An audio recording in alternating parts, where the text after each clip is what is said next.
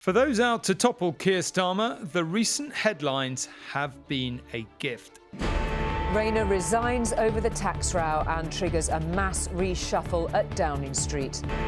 Our man in Washington, no more. Peter Mandelson is sacked as US ambassador. This government is deep in crisis. And now an ITV News exclusive over shocking private messages has forced yet another key lieutenant to go. More stress for Sir Keir Starmer as a senior ally quits, this time over offensive messages about Diane Abbott. He says, "I nearly wet myself from laughing." Mr. Ovenden then goes on to describe a discussion about a sex act directed at Diane Abbott. Honestly, it was outrageous. After breaking the story that toppled one of the PM's closest advisors, Shehab joins us to assess the fallout. The precarious position that Keir Starmer is in, well, he now is in that position without a director of strategy. And with Labour MPs now openly questioning Starmer's leadership, just how much trouble is he in? If we think that poll is accurate, that is party members putting Keir Starmer on warning that they don't like him very much. I just didn't understand that reshuffle. OK, I'm not going to be able to explain it.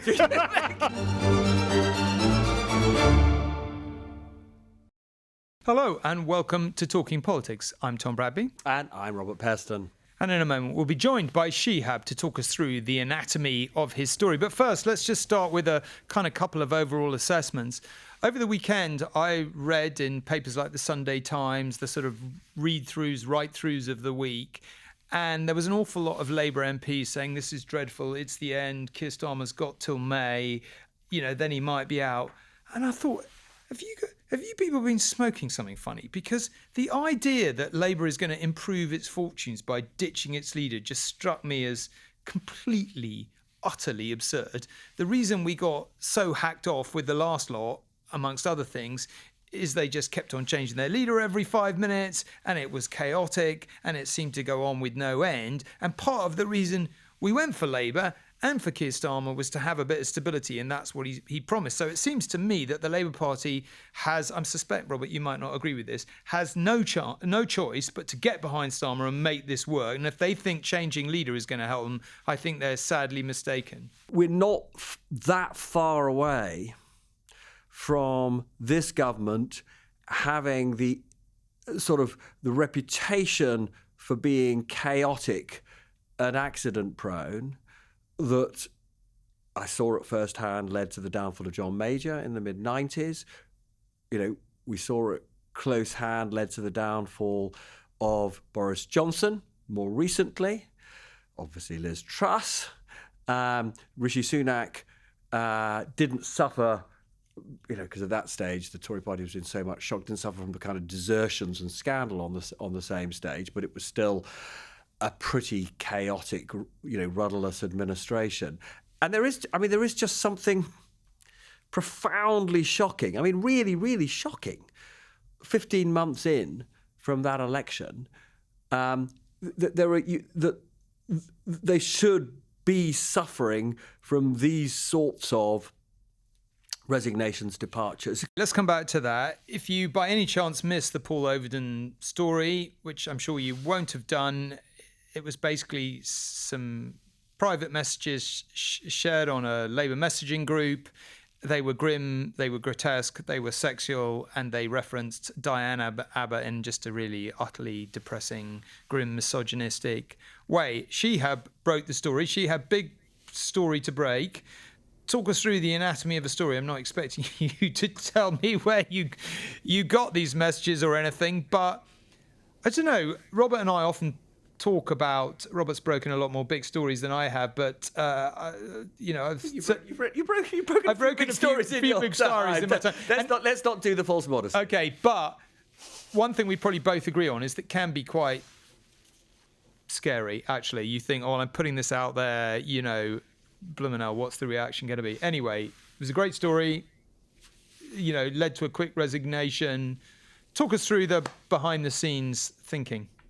Yeah, as you sort of say there's a nervy moment when you get leaked messages like that and you read it through and you see the gravity of it. And there is, of course, that moment where you think, this could very easily lead to a resignation or a sacking, and you are putting it out into the public domain because it's in the public interest to do so. At the time, he wasn't the Director of Strategy in Number 10. He was working as a press officer for the Labour Party. It was a conversation that took place with another Labour colleague on internal instant messaging systems within the Labour Party. They were recounting colleagues going out the night before where they played a game where they went through a number of choices. It's a more explicit version of the game. I believe it's called Kiss, Marry or Avoid, but this was a much more explicit version of that. And they were discussing the veteran MP, the mother of the House, Diane Abbott, in which references were made that involved some sex acts and a sex toy. They have only emerged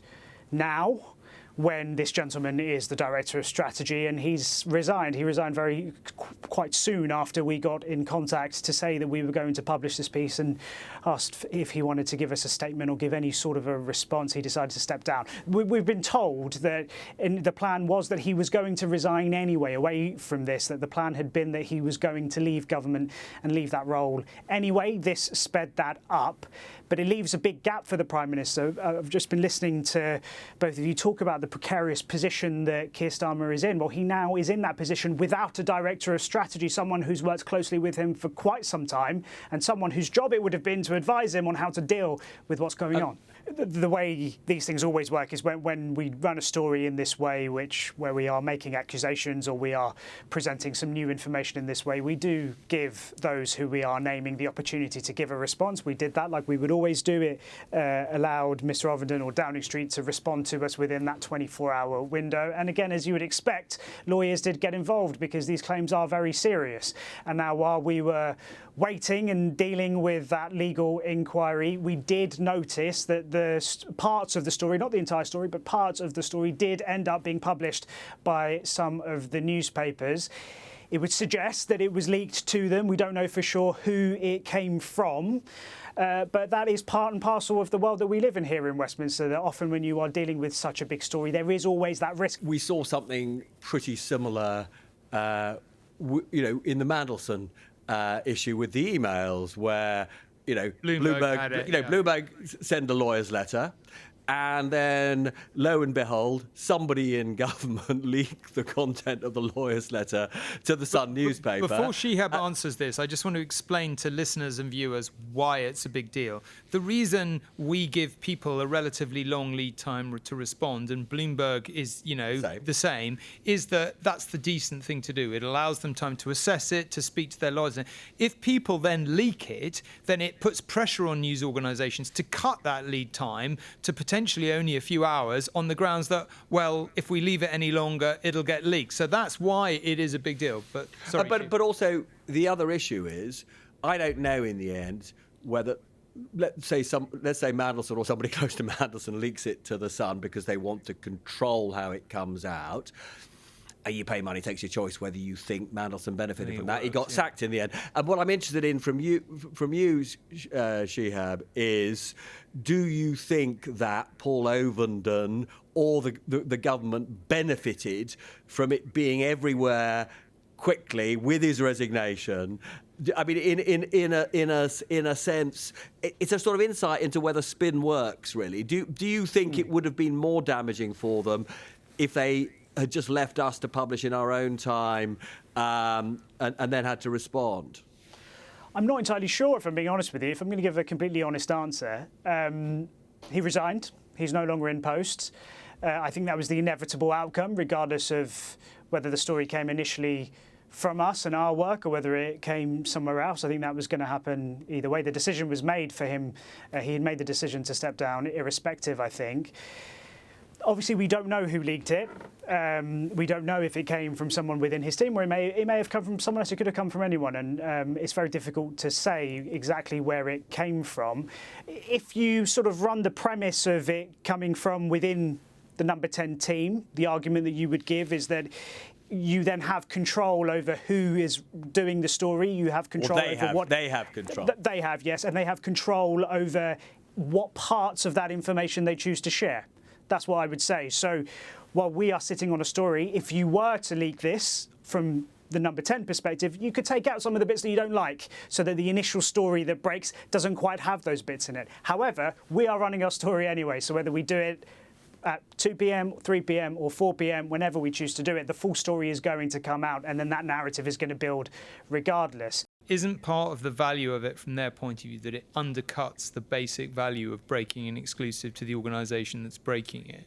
It's kind of like punishing you for having the story in the first place by giving it to someone else. I mean, what would be your take, Shehab, on what the purpose, or is it just a kind of bit of spite? Well, sod you, I'm gonna try and undercut the value of your exclusive. Yeah, honestly, it's very difficult to say because it depends where that leak would have actually come from. What I would say is that, you know, we have to react very quickly in those scenarios as well, but we still have due process that we have to follow, which makes things a little bit more tricky. What I thought was particularly interesting was some of the number 10 insiders coming out after the first initial leak happened, sort of praising the work that Mr. Ovenden had done, discussing how close he was to the Prime Minister. And perhaps, and again, we are being very speculative here, perhaps that was part of this idea of building a narrative of the work that he had done and doing some damage limitation because of the fact that he was having to resign in this way. So there's a lot of potential thoughts that may have gone into it, but obviously, when it comes to a leak on the other side, it's very difficult to tell who's done it and why they've done it. What is it about Diane Abbott? I mean, she seems to attract so much abuse, and I just don't see what other conclusion there is other than that it's just naked racism and naked misogyny every single time. I understand that not everyone likes her politics, but it's possible to not like someone's politics and not descend into this kind of behaviour. I don't know what you think, Shehab, when you got these messages and all the rest of it. Did they strike you as the kind of thing you expected from some of these advisors, or were you a bit shocked at the nature of it? I think it was obviously an incredibly shocking set of messages. You wouldn't expect anyone to be having conversations in that way, let alone someone who at the time was a press officer for the Labour Party, whose job it is to think about communication and what is potentially reported.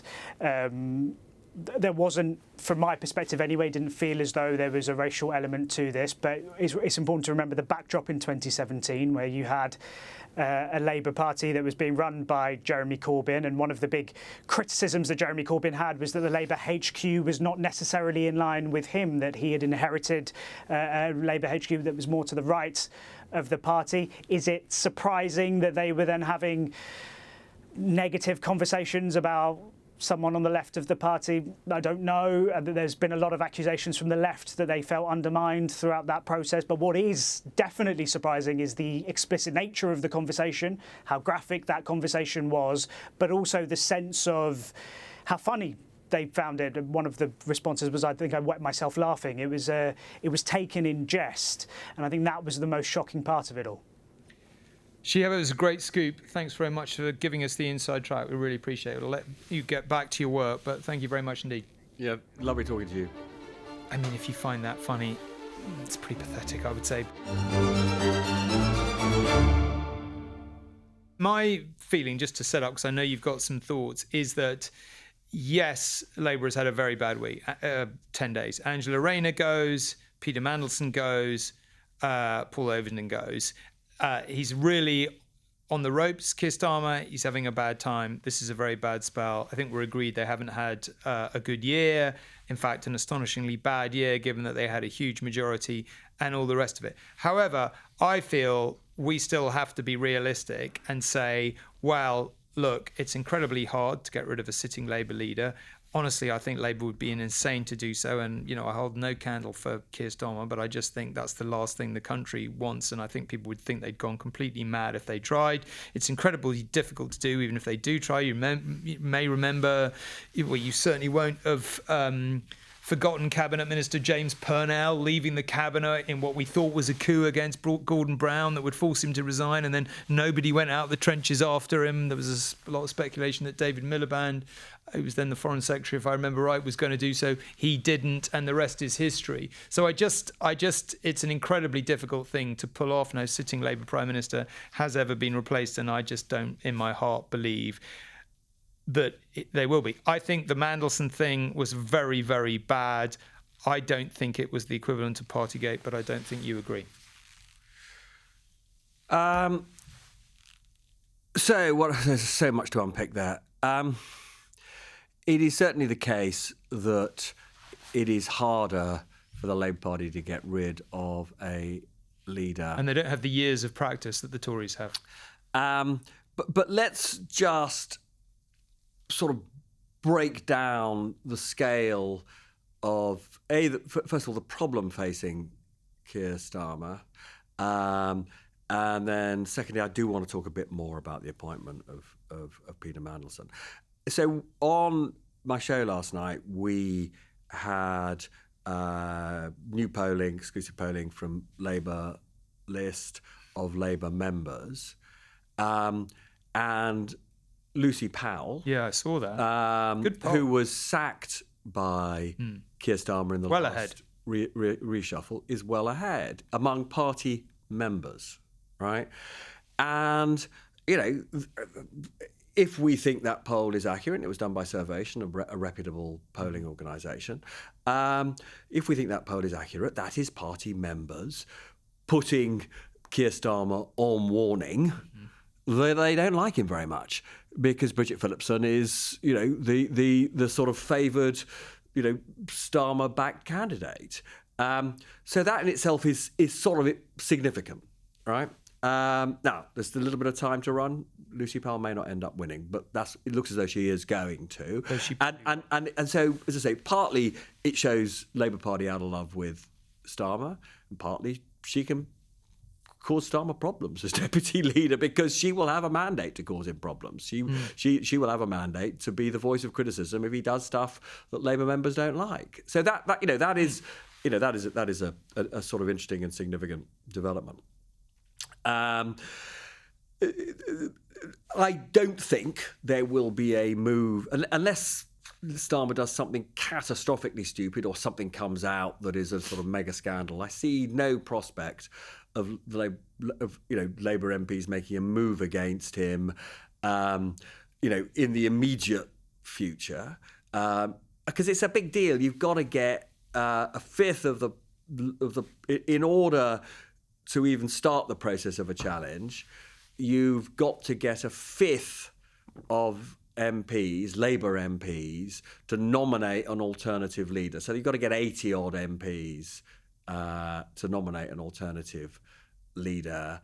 I don't think even though MPs are really fed up with Starmer, a lot of them, I don't see them 80. Who are they going to coalesce behind? The two. The three strongest candidates are Andy Burnham, who isn't even an MP at the moment. I mean, he may become an MP in the next few months, but he ain't an MP at the moment. Angela Rayner, who is in semi-retirement for the moment. I think, as it happens, I think she will come back. I can't remember if we talked about that on the last podcast, we did, yeah. But I think she will come back at some point. But she's definitely not a candidate at the moment. And Wes Streeting, who, at the moment, is the great loyalist to Starmer, and that may not go on forever. But I can't, there's no possibility of Wes Streeting emerging at the moment as a. So, he's definitely safe for now. But, if the Welsh, Scottish, and local elections are absolutely catastrophic for Labour next May, absolutely catastrophic, and we're some way away from that, then, at that point, I'm not saying he will inevitably be ousted, but there will be a question because, you're at that point only 2 and a bit years from being really massively in election campaigning mode, and there will be a concern that he is incapable of turning the ship round. Can I put one other thing into the equation just to discuss before we finish discussing this? We haven't had a chance to discuss, or maybe I should have brought up, I just didn't understand that reshuffle. I understand he was forced into that reshuffle, but anyone who's ever known anything about government knows that, you need a clear run at things. You need to leave people in place for a while if they've got big problems to tackle. We know that the Justice Department has a huge amount to tackle. he decides to move the Justice Secretary to the Home Office, where, we've discussed that Yvette Cooper at least seemed to have a handle on what needed to be done. You can debate how she was doing it. David Lammy's built a relationship with J.D. Vance and, done a reasonably good job of what, as far as we can tell, he was asked to do. All the economics team, or most of them, are moved at a point that they seem to, they've made connections with business and the tech companies. We can argue about whether they're the right... What was the point of all that? Why move everyone after a year when delivery is the thing that you've promised? I didn't understand that at all. Okay, I'm not going to be able to explain it. If you were, there is talent. There is definitely sort of the bit of it that makes very little sense is it was very hard to argue, frankly, that any of those people, David Lammy, Yvette Cooper, in particular, in the two big, were doing, an especially bad job. It seemed to me in both cases they were making, maybe not quite as much progress as Keir Starmer would like, but they definitely made some. Yvette Cooper, fairly famously, had negotiated the win-out one-in-one. They haven't yet managed to get even though it was supposed to be happening this week, they haven't yet managed to get asylum seekers back to France. It may happen any day now. But that deal was negotiated by her, along with another, number of other quite interesting negotiations with foreign governments that may, over time, lead at least to some lessening of the so-called small boats crisis, the asylum seeker crisis.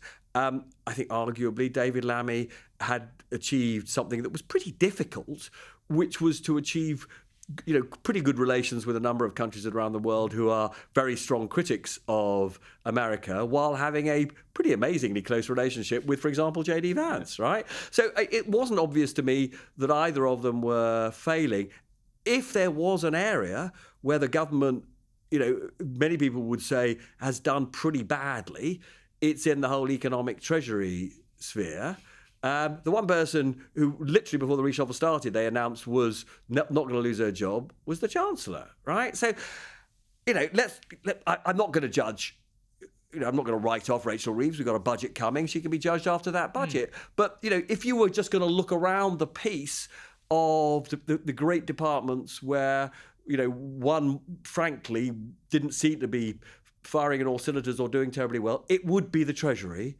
And yet, minor changes at the Treasury. What do? They take Darren Jones, who was the Chief Secretary, and they sort of turn him into Keir Starmer's enforcer-in-chief in Downing Street, but the rest of the team is, more or less intact. So I agree with you. It's sort of a bit...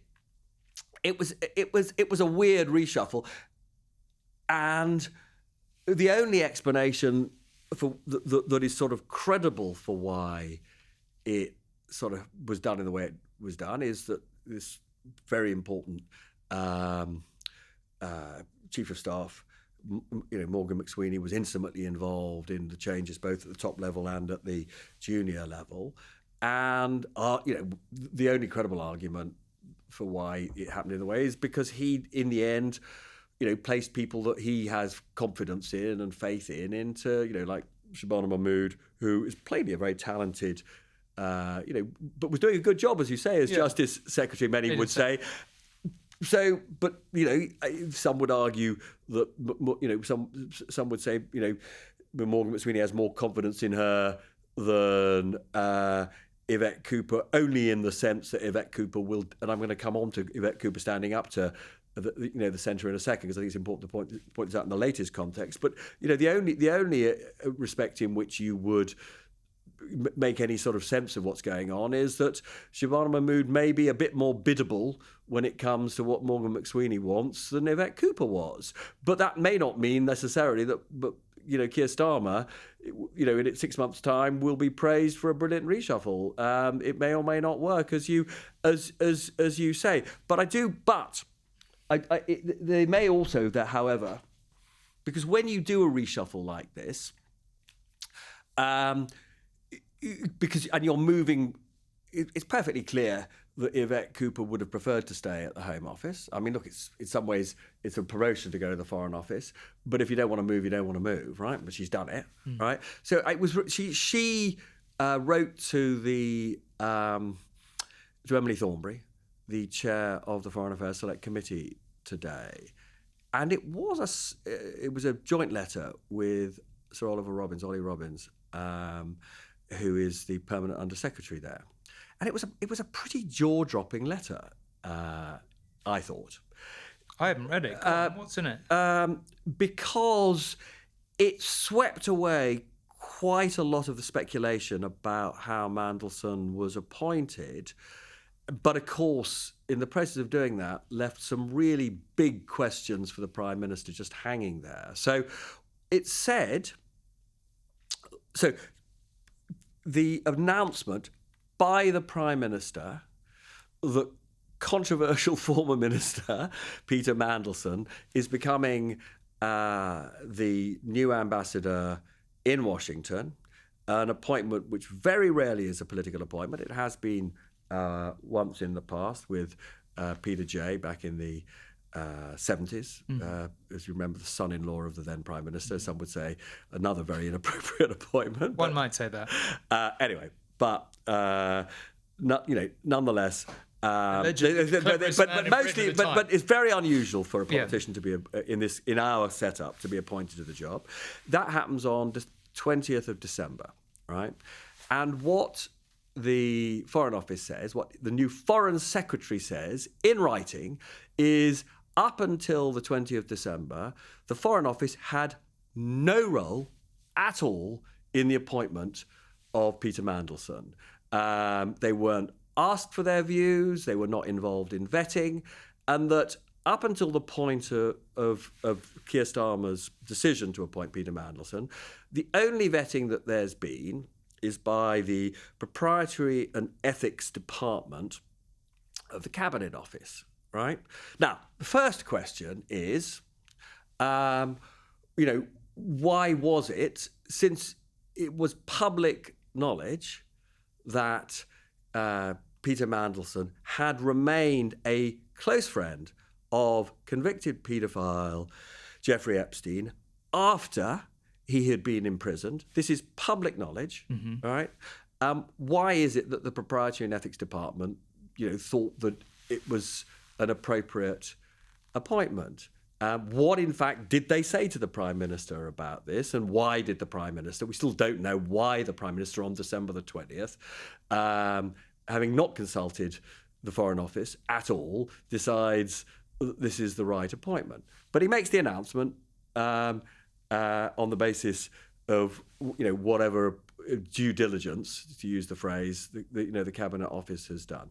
At that point, he then hands it over to the Foreign Office, who then do start the process of the national security vetting, which all diplomats have to go through. Now, again, this is sort of bizarre, right? I mean, it's bizarre, first of all, that you would do the vetting after the public appointment, but it is also bizarre, again, that this security vetting, which apparently will never be put in the public domain, and apparently, according to what was said today by the Foreign Office Minister in Parliament, Stephen Doughty, right? He's saying because of GDPR and privacy issues, the Prime Minister, even the Prime Minister, has never seen the results of the security vetting. But what he did say is Mandelson was passed as fit and proper to be our ambassador in Washington on the basis of this security. Okay. So one more point, right, about this. At the beginning of this all comes out in a debate in Parliament, which is a debate that was requested by David Davis, former Tory minister. And I have to say, his introduction to the debate was a pretty forensic analysis of all the reasons, not just to do with Epstein, all right, that's a big part of it, all the reasons why you might have concerns in today's world about whether or not he was an appropriate appointment, like the fact that Mandelson's business had very close links with China and Chinese businesses, like the fact that Oleg Deripaska, a sanctioned Russian oligarch with a very, very, very controversial. David Davis says now, talks about Deripaska being implicated in murders in terms of the way he accumulated his fortune. This is what David Davis is actually saying in the House of Commons, and he says this is widely known, among the security services. So he just goes through this forensic analysis of why you would assume that Peter Mandelson would not be appointed and why he wouldn't pass the vetting, and yet he did pass the vetting. So I just don't. You don't think it's over, I don't think it's over. You're probably right. I want to talk about one thing because Trump's. Sure. We're recording this on Tuesday. Trump is arriving or has arrived. And we're going to do another podcast on Thursday, and we'll talk about Trump then. And there'll be lots of politics to discuss, and we've discussed Trump and Starmer many times before, so maybe we can leave the discussion of the two of them and the politics of this visit to them. But I did want to ask you one thing, because obviously we're coming off the back of the horrific Charlie Kirk assassination and the pictures none of us will ever forget. It was just horrific, the whole thing in every way. And then you have the kind of some people, on the left, gleeful on social media about it. That's horrific. You then get an equal reaction on the right. Some are very militant. The kind of Stephen Miller's, arguably Trump's most important aide, and Steve Bannon saying some very extreme things about the Democratic organizers, the Democrats being an extremist organization. And I'm not saying that America's going to take an authoritarian turn, but certainly it sounds like the kind of language that would, potentially set the groundwork for it. All of which is to say is that the sort of increasing tribal extremism on both sides is getting pretty scary. For those of us that go to America relatively frequently, every time I come back, I feel a bit worse about it. It's just really, really bad. And I think we probably both agree that, social media has had a lot of positive things, but the negative thing is it's clearly fueled the sort of anger and the hatred and all the rest of it. I thought I'd just ask you before we go, do you feel like there's an answer to that? Do you feel like, obviously we're not in the business of, banning organizer. I mean, all of us want to protect freedom of speech, but the level of kind of, I don't know, what would you say, the way people and algorithms and social media companies seem to drive people down these alleyways of extremism and hatred and anger just seems so dangerous for a sort of civilized democratic society. And I wondered if you had any thoughts before we go on what could and should be done about that. How do you stop this drift to extremism? I mean, I don't think there's any chance of reversing it anytime soon in America, because Trump thrives on the chaos fomented by social media. And, in a world where Britain got a prime minister who feels it's very much in our national interest to be on good terms with Trump, I cannot see this government anytime soon imposing the kind of national regulation on what's allowed in terms of fomenting hate and lies in the UK that might take us back to the kind of debate that you think should be conducted in a more courteous way. So I fear that what is regarded as is essentially our geopolitical interest in being close to Trump means there's very little this government can and will do in fact, if anything, all the pressures are in the other direction, because we know that Washington doesn't like our online harms legislation, which is designed to protect children from particularly toxic and hateful online content. And, because America sees that as having a spillover into restrictions on freedom of speech, which is obviously in America. Look, we all believe in freedom of speech. The issue is, as you point out, how do you get us back to respect for both each other and sort of respect for something that looks a bit like objectively researched fact. I think though underneath all of this, we cannot say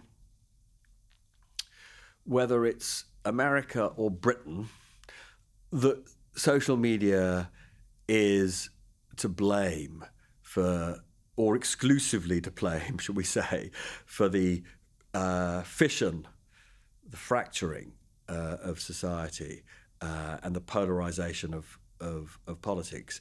It's an amplifier of views that many people would regard as extreme, and it propagates those views. But the reason those views are there in the first place are because very, very large numbers of people feel that in their day-to-day lives they're not being heard, and their living standards and quality of life has deteriorated now for 15, 20 years, and that's true of, I'm talking to you about trends that we've talked about so often over so many years, but the sense, you only had to see it, with so many people. I mean, obviously there's a lot of debate about quite how many. It was certainly well over 100,000. I saw those aerial shots of London of the march on Saturday, and I have to be honest with you, I think there was way more than the police were saying there. I mean, if somebody goes to football in a 60,000 crowd, if you looked at those shots and how they went on and on and on, that did not look like twice the Arsenal stadium. It looked like a hell of a lot more people than that. So, but the police are saying, 110,000. I suspect more than that. But it's a lot of people. Yeah. And the most salient thing, and I've slightly in an obsessive way just been sort of, trawling what people on the march have been saying as they were on the march and subsequently. And the thing, they are saying things that many of us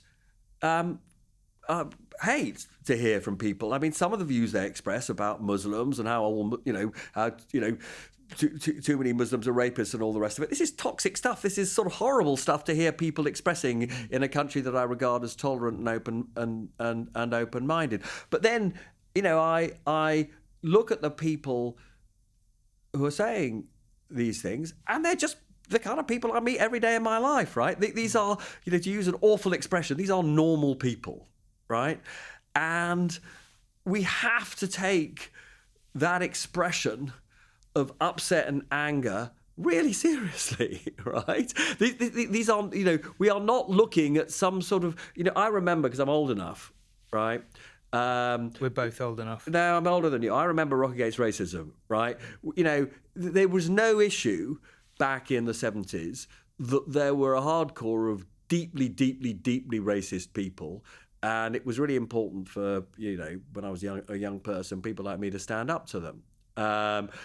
It's not, the numbers of people on that march who I think were out and out racists, that was not the march, right? There were quite a lot of people there who, and we're not. I'm not just talking about the sort of I'm not a racist but crowd. I'm just saying there were a lot of people there who were just there because they have lost confidence in Labour and the Tories, right? There were racists there, and of course those people have to be called out, right? And a lot of what's been said about Muslims is just pure racism, right? And that has to be called out. But there were a lot of people there who were just there because they just don't feel themselves valued, and they don't feel we have leaders who sort of value. This identity thing. These are people who are proud of being British, and they don't always feel that their politicians are proud of being British, and that's a problem. Okay, to be continued. I feel that is all for now. Thanks for joining us. As I mentioned, Robert and I will be back for more Talking Politics on Thursday. We'll be discussing the Trump visit. Goodness knows what will have happened on it. We'll wait and see. But it's bye for now from me. And goodbye from me.